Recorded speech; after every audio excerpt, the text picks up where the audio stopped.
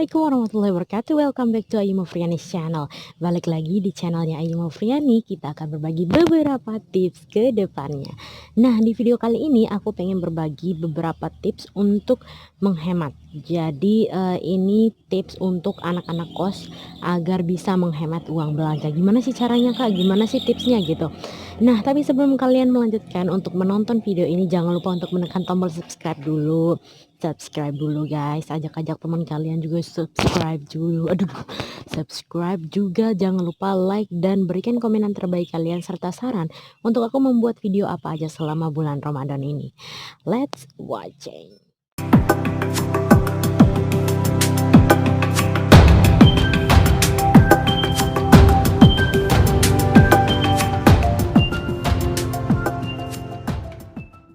Langsung aja ke tips yang pertama.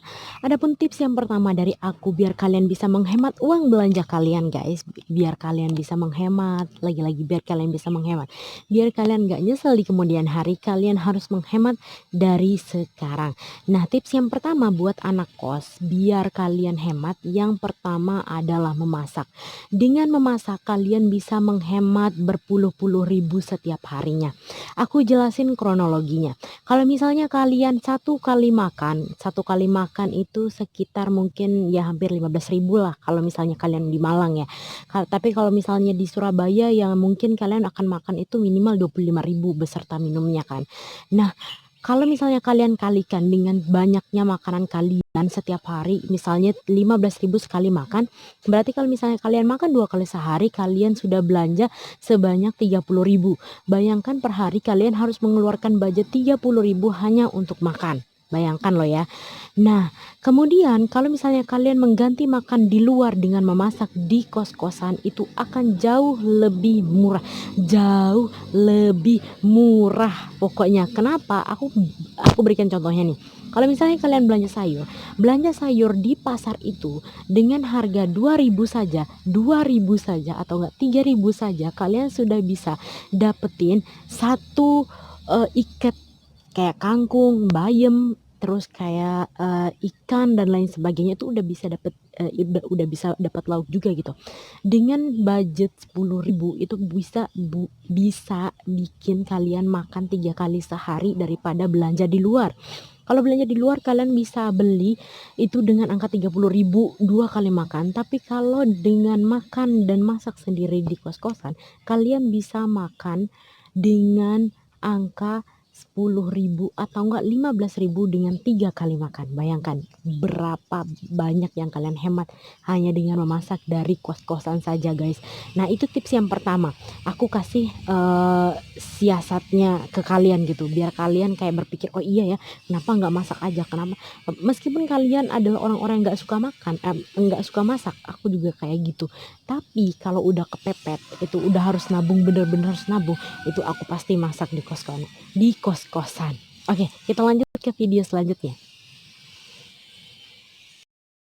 Yang harus kalian lakukan adalah saat pertama kali kiriman dari orang tua kalian atau menerima gaji pertama kalian, hal pertama yang harus kalian lakukan adalah menyisihkan uang tersebut beberapa persen dari uang gaji atau uang penghasilan kalian untuk ditabung. Jadi saat kalian menerima duit nih, dapat nih duitnya nih, udah dipegang nih atau enggak udah masuk ke rekening, itu harus secara otomatis kalian pisahkan dari teman-temannya. Misalnya jatahnya dari 500.000, kalian harus pisahkan 200.000 atau di angka 150.000 kalian harus memisahkan uang-uang tersebut. Jadi langsung kalian pisahin, entah kemana kek, entah pokoknya dipisahin, jangan disatuin sama teman-temannya. Dengar, aku lagi syuting di lapangan kan, jadi suaranya tuh banyak masuk suara-suara hewan. Oke. Thank you guys, udah sabar dengerin aku. Nah, dengan kalian menyisihkan uang kalian beberapa persen langsung di awal pas menerima uang, itu akan membuat kalian jauh lebih bisa menghemat uang kalian dan bisa menabung uang kalian. Oke, kita lanjut ke tips yang nomor 3. Adalah kalian tidak boleh punya rekening satu ATM.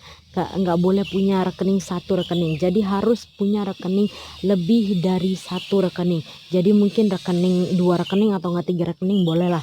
Nah, kenapa harus kayak gitu? Karena begini guys, kalau misalnya kalian punya satu rekening, itu akan bikin kalian kesusahan untuk mengatur uang kalian. Karena kalian nggak tahu harus simpan duit ke mana lagi kalau nggak di rekening itu. Sedangkan yang kalian pakai untuk belanja dan keluar sehari-hari ya rekening itu gitu. Dan itu akan membuat kalian mudah untuk mengeluarkannya dan tidak akan ada sisa gitu. Kalau misalnya ada rekening lain, kalian bisa langsung pisahin di awal, langsung bisa dipisahin di awal dan bisa langsung kalian bisa bagi, oh ini rekening tabungan, ini rekening belanja, oh ini rekening yang harusnya dipakai untuk ini, oh ini rekening ini. Jadi nggak boleh digabungin gitu. Kalau misalnya kalian punya satu rekening, itu akan bikin kalian boros dan lebih boros daripada yang kalian duga gitu. Nih misalnya ada sisanya 200 ini harusnya kalian tabung, tapi kalian simpan di satu rekening gitu, di tempat kalian belanja, di tempat kalian nabung gitu. Jadi satu rekening itu akan bikin kalian ya, oh besok lah nabungnya, oh masih ada nih duitnya, oh padahal jatah belanja kalian udah habis, jatah yang tersisa itu adalah jatah tabung kalian gitu.